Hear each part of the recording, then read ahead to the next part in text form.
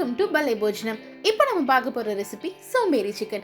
அதுக்கு தேவையான ingredients: chicken 1/2 kilo, 3 பெரிய வெங்காயம், இஞ்சி பூண்டு விழுது 2 டேபிள் ஸ்பூன், பச்சை மிளகாய் 2, கருவேப்பிலை கொத்தமல்லி 1 கைப்பிடி, எண்ணெய் 4 டேபிள் ஸ்பூன், மஞ்சள்தூள் 1 teaspoon, Kashmiri chilli powder 2 tablespoon, மிளகாய் தூள் 2 டேபிள் ஸ்பூன், மல்லித்தூள் 1 tablespoon, mutton masala 1 tablespoon, garam masala 1 tablespoon, உப்பு தேவையான அளவு.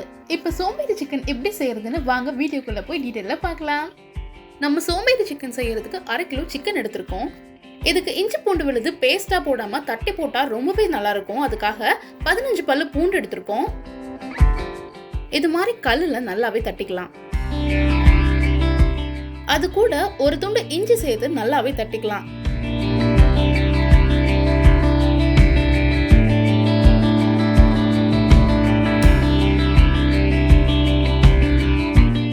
நல்லா தட்டின இந்த இஞ்சி பூண்டு விழுத சிக்கன்ல ஆட் பண்ணிக்கலாம். நறுக்கி வச்சிருக்க 2 பச்சை மிளகாவை ஆட் பண்ணிக்கலாம். இது கூட நீட்டமா நறுக்கி வச்சிருக்க வெங்காயத்தையும் சேர்த்துக்கலாம்.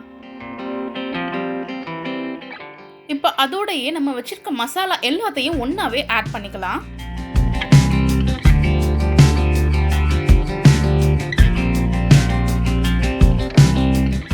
அடுத்ததா 4 டீஸ்பூன் எண்ணெயும் இதோடய ஆட் பண்ணிடலாம்.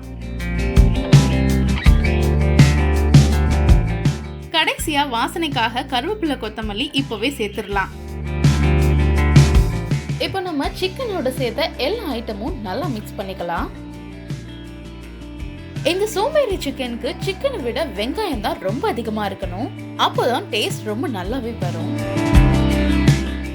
நம்ம ஆட் பண்ணிருக்க ஐட்டம் எல்லாமே மசாலாவோட நல்லாவே மிக்ஸ் ஆகணும். இது மாதிரி நல்லா மிக்ஸ் பண்ணி ஒரு 10 நிமிஷம் ஊற வச்சுக்கலாம். 10 நிமிஷம் ஆயிடுச்சு. வாங்க இப்போ குக் பண்ணலாம். கடாயை அடுப்புல வச்சுக்கலாம். கடாய் நல்லா ஹீட் ஆயிட்டோன்னா நம்ம மிக்ஸ் பண்ணி வச்சிருக்க சிக்கனை டைரக்டா சேர்த்துடலாம். இப்போ நம்ம சிக்கனுக்கு தண்ணியோ எண்ணெயோ எக்ஸ்ட்ரா எதுவுமே சேர்க்க வேண்டாம். சிக்கன்ல இருந்து ஆட்டோமேட்டிக்கா தண்ணி வரனால எக்ஸ்ட்ரா தண்ணி சேர்க்கிற தேவையும் இல்லை. நம்ம மசாலா மிக்ஸ் பண்றப்பவே எண்ணெய் சேர்த்தனால ஆயில் சேர்க்க வேண்டிய அவசியமும் இல்லை.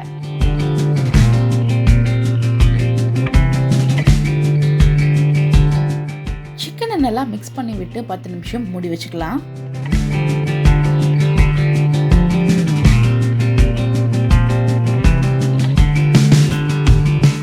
பத்து நிமிஷம் ஆயிடுச்சு. இப்போ சிக்கன்லயே நிறைய தண்ணி வந்திருக்குது. இந்த தண்ணி நல்லா ட்ரை ஆகுற வரைக்கும் நம்ம மிக்ஸ் பண்ணிட்டே இருக்கலாம். இந்த ஸ்டேஜ்ல சிக்கனை டேஸ்ட் பண்ணிட்டு எக்ஸ்ட்ரா உப்பு காரம் தேவைன்னா இப்பவே கூட போட்டுக்கலாம்.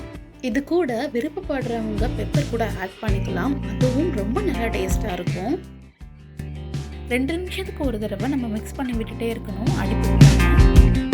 பாருங்க, சிக்கன்ல இருக்க எல்லா தண்ணியுமே ட்ரை ஆகி நல்லாவே ரோஸ்ட் ஆயிருக்குது. இந்த ஸ்டேஜ்ல நம்ம ஸ்டவ் ஆஃப் பண்ணிக்கலாம். ஃபைனலா சோம்பேறி சிக்கன் ஈஸி அண்ட் குவிக்கா ரெடி ஆயிடுச்சு. இது பேச்சுலர்ஸ்க்கான ரெசிபின்னு கூட சொல்லலாம். இந்த வீடியோ உங்களுக்கு பிடிக்கும்னு நினைக்கிறேன். ஸோ நம்ம சேனலை லைக் பண்ணுங்க, ஷேர் பண்ணுங்க, மறக்காம சப்ஸ்கிரைப் பண்ணுங்க.